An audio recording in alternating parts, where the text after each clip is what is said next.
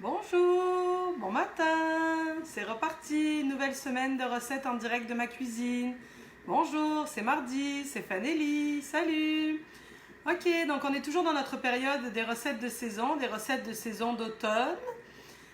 Et donc cette semaine, on continue avec nos belles recettes de citrouille, courge et autres cucurbitacées. On a vu la semaine dernière différentes choses. Cette semaine, on découvre en fait aujourd'hui une citrouille un peu particulière, une courge particulière, qui est la courge spaghetti. Donc vous l'avez vu passer, on a eu un beau live la semaine dernière sur le club VIP avec des courges de spaghetti ou des spaghettis de courge aux fruits de mer. Aujourd'hui, on va utiliser cette courge spaghetti, mais cette fois-ci d'une façon un peu détournée, parce que finalement, en tout cas ici au Québec, faire des spaghettis, faire cuire notre courge au four ou au micro-ondes ou à la vapeur, puis en extraire les spaghettis, c'est assez courant. Mais nous, on va voir comment faire pour s'en servir dans notre Thermomix, dans notre Varoma. Donc, la recette du jour, donc je vois que vous êtes tous bien là, je ne vous ai pas salué les uns après les autres. Maria, Karine, Suzanne, salut France. Donc là, en décalé, d'habitude, c'est toujours les mêmes, les premiers connectés, mais là, j'ai mis un peu de temps à vous lire. Il y a Gigi, tiens, j'ai jamais vu Gigi. On a Ginette également, bonjour. Ok, donc la recette d'aujourd'hui, qu'est-ce que c'est? C'est une soupe repas. Alors déjà, c'est un terme, je pense, en tout cas, à l'époque, qui n'était pas très courant en Europe. Alors qu'ici, soupe repas, c'est sur toutes les lèvres et ça fait partie du quotidien des gens. C'est certain qu'au Québec, on mange plus de soupe, en tout cas, qu'en Europe. Probablement à cause de la météo un petit peu froide en hiver. Mais c'est souvent le cas de manger un velouté ou une soupe en entrée, ça arrive fréquemment. Mais il y a cette notion que j'aime vraiment, par exemple, de soupe repas, c'est-à-dire, ça porte bien son nom, tu vas manger juste une soupe, sauf que ça fera le repas en intégralité. C'est-à-dire que dans cette soupe-là, tu trouveras aussi bien ton féculent, ta protéine, tes légumes, tu seras rassasié quand tu auras terminé de manger cette chose-là. Donc une soupe repas, ça peut être toutes sortes de choses. Ça peut être des boulettes, du riz, puis des légumes, puis une sauce tomate. Ça peut être, souvent les soupes asiatiques sont dans la catégorie soupe repas, avec les nouilles, les légumes, puis les wontons, ou même des morceaux de poisson, ou même des soupes comme voyons, ça m'échappe le nom, là, ça aide avec le poulet, puis toutes les affaires là-dedans. Bref, aujourd'hui, notre soupe repas, qu'est-ce que ça va être? Une soupe repas lentilles, en plus, on va parler des légumineuses sèches, lentilles avec notre courge spaghetti, différents légumes, puis la protéine de votre choix. Alors, je commence directement à vous parler de la courge qui se trouve dans mon Varoma. Regardez voir. Ça, c'est une courge spaghetti. Alors, je n'en ai plus à vous montrer en entière, mais on trouve facilement en tapant sur Internet courge spaghetti. Ou ceux qui font partie du club VIP, vous avez le gros dossier, toutes les sortes de courges et citrouilles en photo, en explication, comment la cuisiner, comment la préparer, comment la conserver. Mais pour vous dire, en fait, la courge spaghetti, ça va ressembler à un melon jaune un peu. C'est ovale, comme ça fait comme une affaire à peu près comme ça. C'est jaune, ça ressemble à un melon jaune. Et donc là, qu'est-ce que j'ai fait? J'ai juste coupé en morceaux, égrené bien entendu, coupé en morceaux et épluché. En fait, ce qui va se passer, c'est que nos morceaux de spaghetti de courge vont cuire à la vapeur de notre soupe repas. Puis à la fin de la soupe, il nous suffira juste de défaire nos spaghettis et d'incorporer ça dans notre soupe. Donc l'idée, c'est d'avoir une soupe où on aura l'impression d'avoir des pâtes comme une sorte de minestrone d'automne. Mais en fait, nos pâtes, ce seront des courges. Donc on pourra encore une fois arnaquer nos enfants et nos maris avec grand plaisir. Ok, donc commençons tout de suite la recette. Là, rien de compliqué, on va mettre la base de notre soupe, c'est-à-dire ici des poireaux, donc des poireaux en tronçons comme ceci. Également une branche de céleri, des carottes. Alors vous savez que ça c'est la base que je décide de mettre dans ma soupe, mais si tu veux mettre plus des oignons au lieu des poireaux, il n'y a pas de problème. Si tu veux mettre un peu plus de carottes, tu peux mettre un peu plus de carottes. C'est vraiment juste la base de notre recette. Ici on referme comme ceci. Comme d'habitude, quelques secondes en vitesse 5, pardon. On va mettre juste 3 secondes pour voir de quoi ça a l'air. On pourrait avoir des tout petits morceaux en 5-5, mais ce qu'on veut, c'est avoir des morceaux un peu plus gros pour avoir une consistance dans notre soupe. Voyons voir ça, ça m'a l'air bien parfait, regardez ça. Donc nos poireaux, carottes, céleri, 3 secondes, vitesse 5, voici ce que ça donne. Bien entendu, vous le savez, l'intégralité de la recette avec les étapes, avec les quantités, tout ça, est actuellement sur notre site internet www.fanelli.com. C'est dans le bandeau d'accueil. Bon, on a plein d'invités mystères aujourd'hui, je vois dans les commentaires. Je sais que c'est désagréable, mais là, je suis occupée, je ne peux pas les supprimer, je les supprimerai plus tard. On va dire qu'on est victime de notre succès. Regardez pas ça, continuez à écouter le live, échangez entre vous, laissez passer ces affaires-là. Donc là, on a haché notre garniture. Maintenant, c'est le temps de venir ajouter... Alors, on pourrait éventuellement, vous le savez, à chaque fois qu'on fait une soupe, on peut à cette étape-là venir ajouter du beurre ou de l'huile ou une matière grasse de votre choix.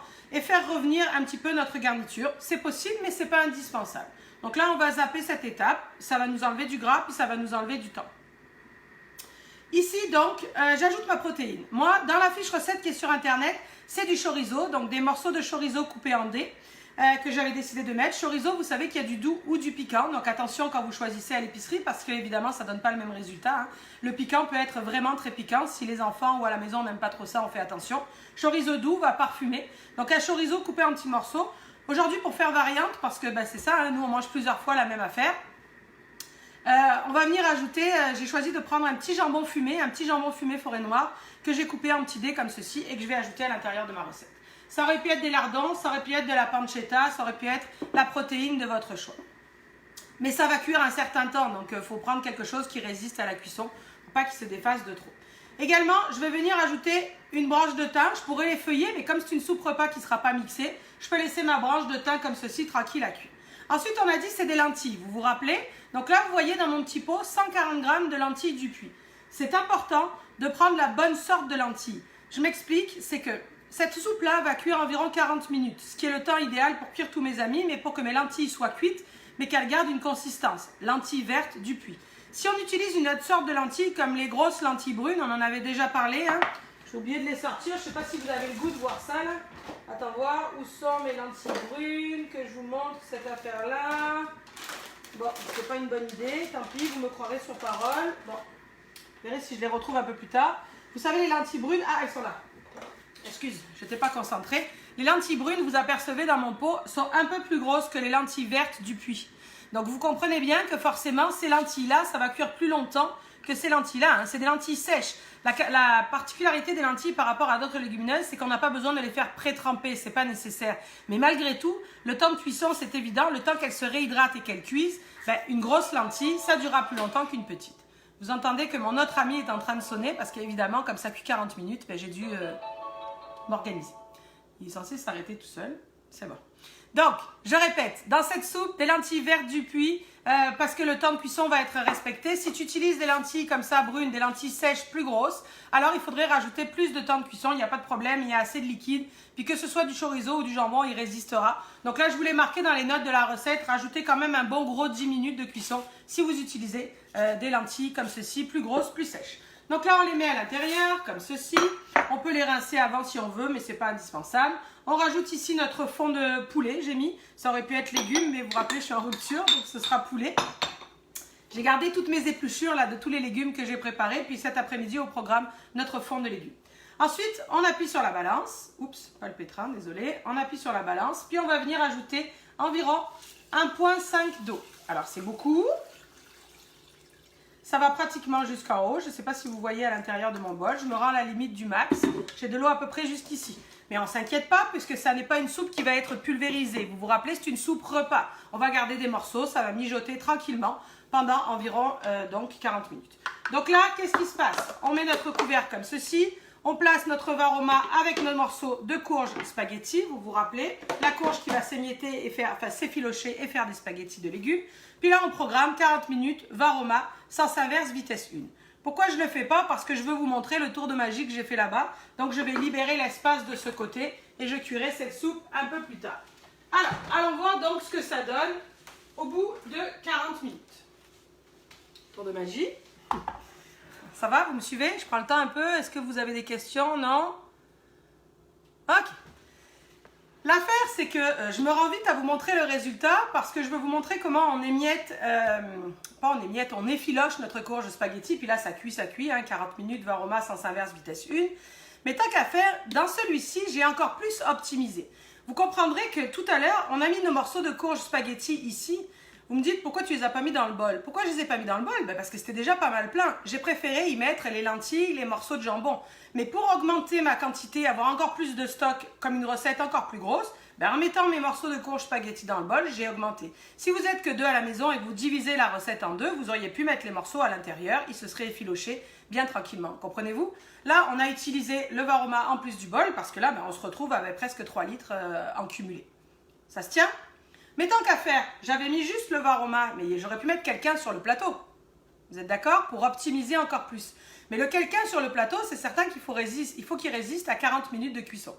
Donc vous savez que ma préférence pour optimiser le varoma, c'est que souvent je prends des œufs du frigo, puis je les mets à l'intérieur du bol, puis je les laisse cuire le temps d'une soupe ou le temps d'une recette, ce qui donne que ça va faire des œufs cuits durs. Puis les œufs cuits durs, ben, c'est pratique à placer partout.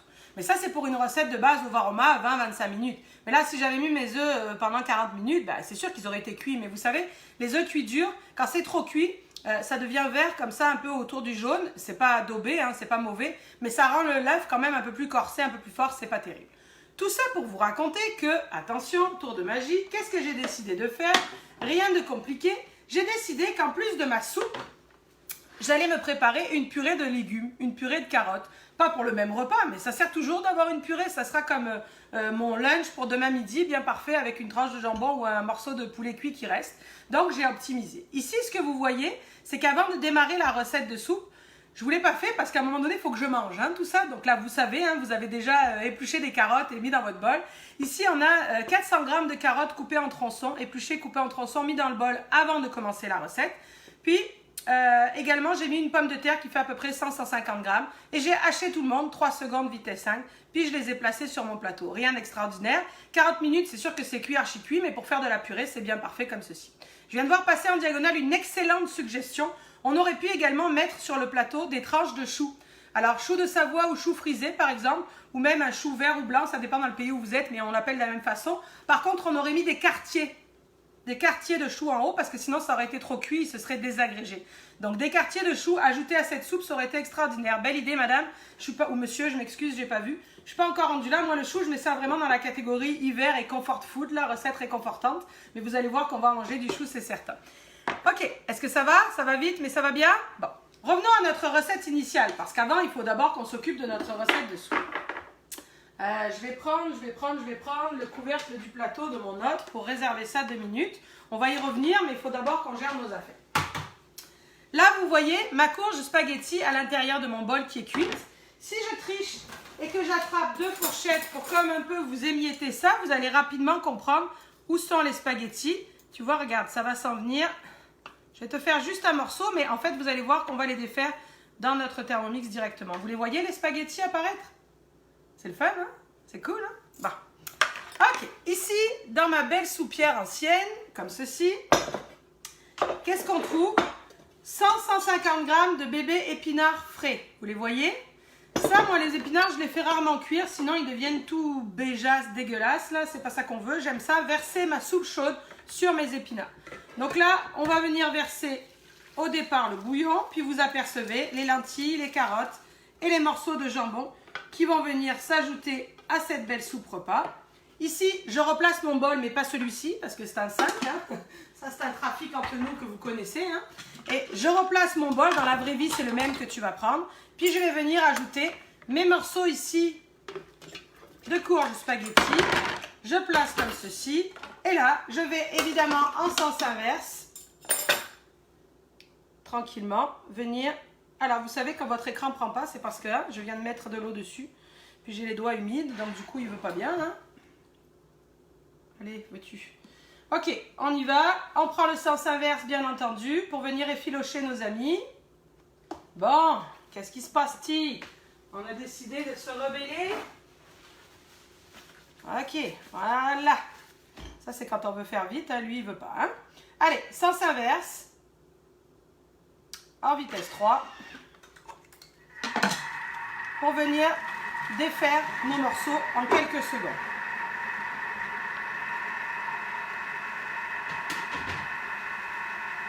Et voici, tour de magie. Comment ça va? Oups, j'ai vu des questions passer, mais j'étais de dos. Peut-on faire la même soupe avec du poisson?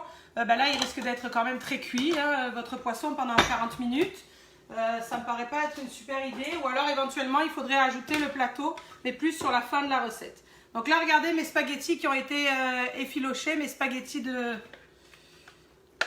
courge. Il me semble qu'il y avait une question qui était importante. Remettez-la si jamais. J'ai raté ça, j'étais de dos, je ne l'ai pas vu. Donc là, on ajoute ça à l'intérieur. Alors, bien entendu, j'ai choisi la courge spaghetti pour le côté rigolo, le côté différent. Mais vous auriez pu faire la même recette en mettant des morceaux, d'une autre sorte de légumes d'ailleurs, ou une autre sorte de citrouille. À ce moment-là, coupé en morceaux ou haché au Thermomix quelques secondes, vitesse 3, avant de commencer. Qu'est-ce que vous en pensez? Regardez, vous voyez, comme les épinards restent bien verts. Ah oui, Audrey, assaisonnement, oui, juste le fond, où en effet, on pourrait se mettre un petit tour de poivre en finition. En général, on met toujours notre fond de légumes à l'intérieur de la soupe, puis après on la goûte et éventuellement on remet du sel. Donc là, je pense que ça devrait être correct parce que j'avais mis une belle quantité. Vous comprenez mon histoire d'épinards qui s'est juste ramollie et puis qui est plus appétissant, non? Vous trouvez pas? Donc si jamais vous faites ma technique de conservation en pot, là cette soupe-là directement sortie du bol, on la met dans un pot à la bonne taille, mais on ne met pas les épinards, sinon ils vont devenir beige dégueulasse. Les épinards, tu les mettras le jour où tu auras décidé de manger la soupe, que tu la réchauffes et que tu verses sur tes épinards. Ici donc rapidement, on va s'occuper de notre purée. Donc là, tout simplement, j'attrape mes morceaux de carottes et de pommes de terre que l'on a fait cuire à la vapeur de notre soupe. Je place ça à l'intérieur du bol. J'essaye de ne pas trop en mettre à côté, tant qu'à faire.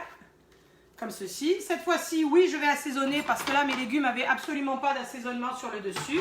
Donc là, on va mettre du sel, du poivre. On pourrait ajouter un peu de beurre ou un peu de crème. Moi, j'ai décidé d'ajouter un petit morceau de fromage de chèvre. Un petit morceau de fromage de chèvre fondu. La soupe se congèle. Oui, cette soupe-là peut se congeler sans aucun problème. Pareil, je vous recommande de ne pas mettre les épinards, de les mettre seulement quand vous allez la réchauffer. Donc, un petit peu de fromage de chèvre dans ma purée carottes et pommes de terre. Tant qu'à y être, un petit peu de sirop d'érable, chèvre, miel ou chèvre sirop d'érable avec les carottes, ça ne devrait pas être pire. On referme. Puis là, on va venir hacher, presser, écraser, appelez-la comme vous voulez, notre purée de carottes. Ici, notre jolie louche dans notre soupe. On va se faire de la place. Comme ceci. Une belle assiette de soupe par là. Et on va se rendre, regardez tout ça. Là, là, là. Et voilà. Qu'est-ce que vous en pensez? Pas compliqué la vie, non? Regardez-moi ça. Alors ça en fait pas beaucoup, ça fait 500 grammes de purée de carottes, mais c'est parfait là. Au lieu d'avoir rien du tout, j'ai comme une petite garniture pour demain. Oh, ça sent bon, ça sent le chèvre avec un petit peu d'érable, miam miam miam. Tu sais, ça c'est improvisé, c'est-à-dire que même dans la fiche recette, c'est pas écrit, hein. Ça j'ai oublié de vous dire, c'était un bonus là. Cette nuit, je me suis dit, voyons, on peut encore faire mieux, on peut encore plus optimiser. Mais ce que je veux que tu penses, c'est que ce que j'ai fait là, toi tu es capable de le faire. Optimise. Pourquoi pas mettre le fouet? Regarde, c'est pas nécessaire, c'était juste des carottes avec rien que la lame, ça a été suffisant. On met le fouet dans la purée de pommes de terre parce qu'il n'y a que des pommes de terre et que le fouet fait office de pilon à patates, de presse purée. Mais là, les légumes, ils n'ont pas besoin. Regarde-moi ça, elle est pas belle cette petite purée? Ok, allez, on se sert un petit bol de soupe avant de se quitter. Qu'est-ce que vous en pensez? On va essayer de ne pas faire trop la cochonne. En bord d'assiette, notre belle garniture comme ça, avec nos lentilles, nos petits morceaux de jambon, nos petits morceaux de carottes. On voit notre effiloché de citrouille. Allez, encore un peu. Comme ceci. Qu'est-ce que vous en pensez? Pas compliqué, non? Ça prend que quelques ingrédients. La purée, je n'ai pas vu si ça vous avait plu la purée. Oui? Bon. Ok, alors là, qu'est-ce qu'il me reste à vous dire? Vous avez vu qu'on est dans notre période citrouille.